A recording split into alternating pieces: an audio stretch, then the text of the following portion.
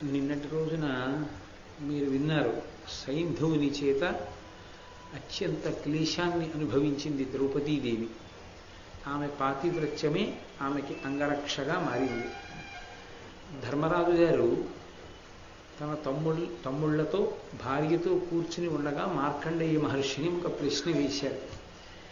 ద్రౌపదీదేవి ఇన్ని కష్టాలు పడుతోందే, మమ్మల్ని అనుగమించి వచ్చి ఈమె అవతల సభలో దుర్యోధనుని చేత పరాభవింపబడింది. దుశ్శాసనుడు ఆమె వలువలు విప్పే ప్రయత్నం చేశాడు. కర్ణుడు చేయరాని సైగ చేశాడు. సైంధవుడు ఆమెను ఎత్తుకుపోయే ప్రయత్నం చేశాడు. భర్తలని విపరీతమైన గౌరవం ఇచ్చి అనుభవించినటువంటి పుణ్యానికి ఆమె ఇన్ని ఇక్కట్లు పడుతోందే, ధర్మాన్ని నమ్ముకున్నందుకు రాజకుమారుణ్ణైనటువంటి నేను అడవులలో ఇన్ని కష్టాలు పడుతున్నాను. గతంలో మాలాగే ఎవరైనా అసలు రాజకుమారుడు ఆయన యొక్క భార్య ఇన్ని కష్టాలు పడడం ధర్మం కోసం అన్నది లోకంలో ఎక్కడైనా ఉందా? నేనే పడ్డానా ఇన్ని కష్టాలు? నాకన్నా కష్టాలు పడినవాడు ఉన్నాడని నేను అనుకోవట్లేదు అన్నారు. అంటే మార్కండేయ మహర్షి, నువ్వు ఈ అభిప్రాయం పొరపాటు. నువ్వు పడిన కష్టాలు చాలా తక్కువ. నీకన్నా ఎక్కువ కష్టాలు పడిన వాళ్ళు ఎందరో ఉన్నారు. వాళ్ళ యొక్క విశేషం చెప్తాను వినమని శ్రీరామచంద్ర ప్రభువు యొక్క కథనంతటినీ చెప్పారు ఒకసారి. శ్రీరామాయణం మీకు తెలియంది కాదు. ఆ రామలక్ష్మణ భరత శత్రుఘ్నులు జన్మించడం, సీతమ్మ తల్లిని రామచంద్రమూర్తి పరిణయం ఆడడం, తదనంతరం అరణ్యవాసం చేయడం, సీతాపహరణం, రావణ సంహారం, మళ్ళీ తిరిగి వచ్చిన తరువాత పట్టాభిషేకం వరకు రామాయణ కథనంతటినీ చెప్పి, ఇన్ని కష్టాలు పడిందయ్యా సీతమ్మ, ఇన్ని కష్టాలు పడ్డాడయ్యా రామచంద్ర ప్రభువు, ధర్మానికి కట్టుబడి అరణ్యవాసం చేసినటువంటి కారణం చేత. అందుకని లోకంలో కష్టపడని వాళ్ళు అని అనుకోకూడదు, ఎందరో ఉన్నారు ధర్మానికి కట్టుబడి కష్టాలు పడి కీర్తి సంపాదించుకున్న వాళ్ళు. అయినా నీతో నేను ఒక విషయాన్ని చెప్తాను, బాగా విను. ఆడదాని పాతివ్రత్య మహిమ ఎంత గొప్పది అంటే, అది కేవలం ఆమె తనని తాను రక్షించుకోవడానికి ఉపయోగపడమే కాదు, అసలు స్త్రీ యొక్క పాతివ్రత్యం చేతనే యథార్థమునకు పురుషునికి కలిసి వస్తుంది. కాబట్టి నేను ఆ విశేషాన్ని చెప్తాను, వినవలసింది అన్నారు. ఇందులో ఒక గమ్మత్తుంది. అసలు పురుషుడి యొక్క లక్ష్మీ స్థానం అంతా ఎవరు అంటే భార్యయే. ఆమెయే ఆయన లక్ష్మి. అందుకే ఇల్లాలు కంట కన్నీరు ఒలికితే ఆ ఇంట సిరి ఉండనుల్లదు. ఆమె ఆ ఇంటికి సర్వమంగళములకు కూడా కారకురాలు. అందుకే ఆమె ఇక్కడ బొట్టు పెట్టుకుంటుంది. పాపట ప్రారంభ స్థానమునందు సువాసిని బొట్టు ఉంచుకుంటుంది. తనోతు క్షేమం నస్తవదన సౌందర్యలహరి అని శంకర భగవత్పాదులు సౌందర్యలహరిలో ఒక శ్లోకం చేశారు. ఆ పాపట ప్రారంభ స్థానమునందు బొట్టు ఉంచుకున్నటువంటి స్త్రీ ఆమె యొక్క లక్ష్మీ స్థాన బలము చేత భర్త విశేషమైనటువంటి ఉన్నతిని పొందుతాడు. అందుకే అసలు ఇల్లు అన్న మాటకి పర్యాయ పదం ఏమిటి అంటే ఇల్లాలి. గృహిణి గృహముచ్యతే. ఇల్లాలు లేని ఇల్లు ఇల్లుగా శాస్త్రంలో చెప్పబడదు. ఆ ఇల్లు సుఖస్థానము కాదు, శాంతి స్థానము కాదు. పురుషుడికి ఒక బాటసారి విశ్రాంతి గృహానికి వెళ్ళినట్టుగా వెళ్ళడం తప్ప అసలు నిజానికి శాంతి స్థానము ఆ ఇంట్లో పురుషుడు సేద తీరడానికి కారణము ఆయన యొక్క ధర్మపత్నియే. అంత గొప్పదైనటువంటి ధర్మపత్ని చేసేటటువంటి భగవత్ సంబంధమైనటువంటి ఉపాసనా బలం, ఆమె యొక్క పాతివ్రత్య కారణం, ఆమెకి భగవంతుని పట్ల ఉండేటటువంటి భక్తి కారణంగా భర్త సమున్నతమైనటువంటి స్థానాన్ని పొందుతాడు. అందుకే లలితా సహస్రనామ స్తోత్రంలో ఒక నామం ఉంది, పులూమజార్చిత అని. పులూమజార్చిత అంటే ఇంద్రుని యొక్క భార్య అయిన శచీదేవి పులూముడు అనబడేటటువంటి ఋషి యొక్క కుమార్తె. ఆయన కుమార్తె అయినటువంటి శచీదేవి ఎప్పుడూ అమ్మవారి పట్ల భక్తిభావనతో ఉంటుంది. ఆవిడ భక్తిభావనతో ఉంటుంది కాబట్టి ఇంద్రుడికి ఇంద్ర పదవి కలిసి వచ్చింది, నిలబెట్టుకోగలిగాడు. కాబట్టి భార్య భక్తి, భార్య యొక్క పాతివ్రత్య మహాత్మ్యము ఎంతటి గొప్పతనాన్నైనా తీసుకొస్తుంది. ద్రౌపదీదేవి ఇడుములు పడిందని నువ్వు అనుకుంటున్నావు ధర్మరాజా, కానీ ఒకనాడు మీకు సమస్తము కలిసి రావడం అన్నది ఎవరి వలన జరుగుతుంది అంటే కేవలము ఈ ద్రౌపదీదేవి వలననే కలుగుతుంది. ఎందుకంటే ఆమె పాతివ్రత్య మహాత్యం అటువంటిది. అసలు లోకంలో తపస్సు చేసినటువంటి పురుషులు సాధించలేని విషయాలని ఏమీ తెలియనటువంటి వాళ్ళు భర్తని అనుగమించి పాతివ్రత్యంతో ఉన్నటువంటి స్త్రీలు సాధించగలిగారు. ఒక మహోత్కృష్టమైనటువంటి ఆఖ్యానాన్ని ఇవాళ నీకు వినిపిస్తారు, దాన్ని విను అని చెప్పాడు. ఆరణ్య పర్వంలో మహాపతివ్రతలైనటువంటి వారి కథలు కొన్ని వస్తాయి. అందులో ప్రధానంగా అంతటా వినిపించేది ద్రౌపదీదేవి యొక్క కథ. ఇక రెండవది ఆ కౌశికుడు అనేటటువంటి బ్రాహ్మణుడు పలకరించినటువంటి బ్రాహ్మణి అంటే బ్రాహ్మణుని ఇల్లాలు కాబట్టి బ్రాహ్మణి. మూడవది దమయంతీదేవి. నాలుగవది ఇదిగో ఇప్పుడు వస్తున్నటువంటి సావిత్రీదేవి. వీళ్ళు నలుగురు కూడా మహాపతివ్రతలు. వాళ్ళ గురించి వినడమే చాలు. మళ్ళీ ఇందులో అసలు సావిత్రీదేవి యొక్క జీవితం, ఆవిడ యొక్క విశేషం అత్యద్భుతం. బహుశా అలా సాధించినటువంటి వ్యక్తి భారతీయ వాంగ్మయంలో ఇంకొకరు కనపడరు. ఆమెయే సాటి. ఆమెతో పోల్చి చెప్పడానికి ఇంకొకరు ఆ స్థానంలో లేరు. అలా ఉండడం సాధ్యం కాదు కూడా. అది ఆవిడికే అటువంటి అనితర సాధ్యమైన ప్రజ్ఞ కలిగింది. కేవలం వివాహమైన తర్వాత కాదు, వివాహ పూర్వము నుండి ఆమెకి అటువంటి ధృతి ఉంది శాస్త్రం మీద. ఆ ఉపాఖ్యానాన్ని చెప్తున్నాను విను అని ఆయన చెప్పడం ప్రారంభం చేశాడు. కలడు మద్రీషుండు ఘనుడశ్వపతియను ధరణీషుండు అతడు సంతానకాంక్షనంతయు ధృతి 18 ఏడులు సావిత్రి కొల్చే అజ్జన విభునకు అద్దేవి ప్రత్యక్షమై వరమడుగుమునావుడు అతడు వినమ్రుడగుచు ఆత్మజుగోరెదననవుడు కన్నియ పుట్టు నీ కనియ నా భువనమాత అనుడు దేవి భవత్కృప అస్మదీయ వాంఛితము సఫలంబుగా వలదే అని నృపోత్తముండు విన్నవించే అయ్యోగమూర్తి గాఢ కారుణ్య వికచ హృత్కమలయగుచు. ఒకానొక కాలంలో మద్రదేశాన్ని పరిపాలిస్తూ ఉండేవాడు అశ్వపతి అనబడేటటువంటి ఒక మహారాజు. ఆయనకి సంతానం లేదు. సంతానం లేని కారణం చేత ఆ మద్రదేశాధిపతి అయినటువంటి అశ్వపతి సావిత్రీదేవి గురించి తపస్సు చేశాడు. సావిత్రి బ్రహ్మశక్తి, సవితృమండలాంతర్వర్తి. ఆమె కాంతి స్వరూపిణి. ఆ సావిత్రియే గాయత్రి. ఆమెని మంత్రపురస్సరంగా ఆ లోపల బాగా జపం చేస్తే ఆవిడయే గాయత్రిగా భాషిస్తుంది. బుద్ధి ప్రచోదనాన్ని చెయ్యగలిగినటువంటి దేవతా స్వరూపం, మహోత్కృష్టమైనటువంటి స్వరూపం. ఇటువంటి స్వరూపం కాదు. అటువంటి సావిత్రీదేవి గురించి ఆయన ఉపాసన చేశాడు, తపస్సు చేశాడు. 18 సంవత్సరములు చేశాడు. అలా 18 ఏడులు సావిత్రి గొల్చే 18 సంవత్సరాలు ఆ సావిత్రీదేవి గురించి తపస్సు చేస్తే ఆమె సాకార రూపిణి ప్రత్యక్షమైంది. ప్రత్యక్షమై నీకేం కావాలి అని అడిగింది. అయితే ఆయన అన్నాడు, నాకు సంతానం లేదు, కొడుకు కావాలి అన్నాడు.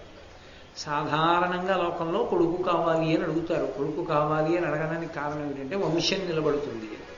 ఆ పూజామందిరం అర్ధంతరంగా ఆగిపోకుండా గోత్రనామాలతో పూజ చేసి నీరాజనం ఇచ్చేటటువంటి వాడు ఉంటాడు.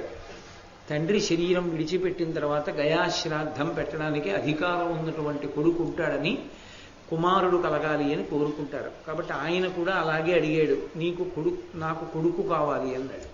అంటే ఆవిడంది, కొడుకు పుట్టడు, నీకు కుమార్తె కలుగుతుంది. అంటే ఆయన తెల్లబోయి అన్నాడు, నువ్వు పరదేవతవి కదా, నీ గురించి తపస్సు చేశాను, నువ్వు ప్రత్యక్షమయ్యావు, ఏం కావాలని అడిగావు. ఏం కావాలని అడిగినప్పుడు నేను కొడుకు కావాలని అడిగాను, కానీ నువ్వు కొడుకు పుట్టడు, కూతురు పుడుతుంది అంటున్నావు, ఏమి చిత్రము అన్నాడు. అంటే ఆవిడంది, ఇది బ్రహ్మ నిర్ణయం.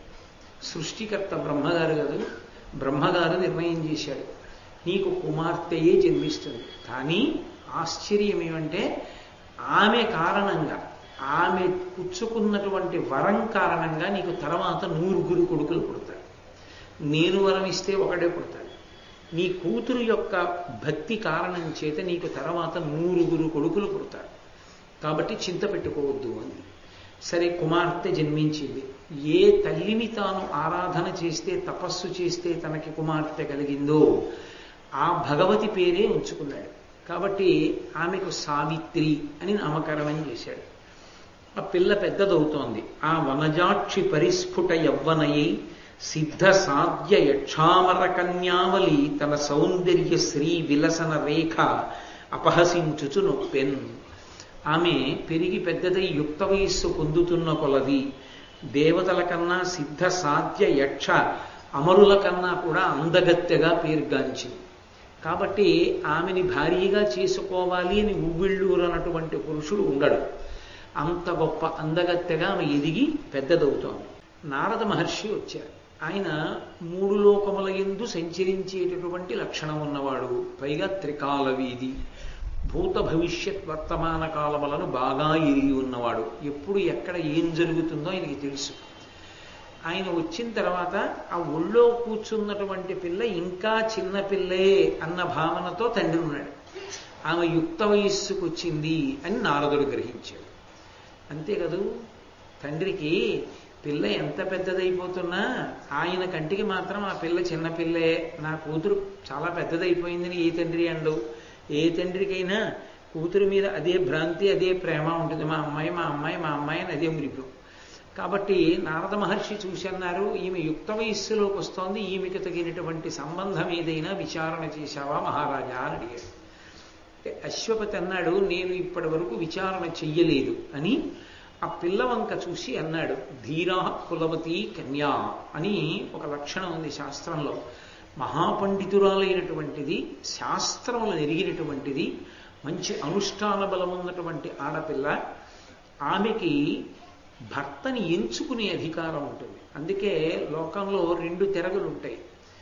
ఆడపిల్ల జీవితాన్ని 2 కింద విభాగం చేస్తారు. ఒకటి వివాహ పూర్వము, ఒకటి వివాహానంతరము.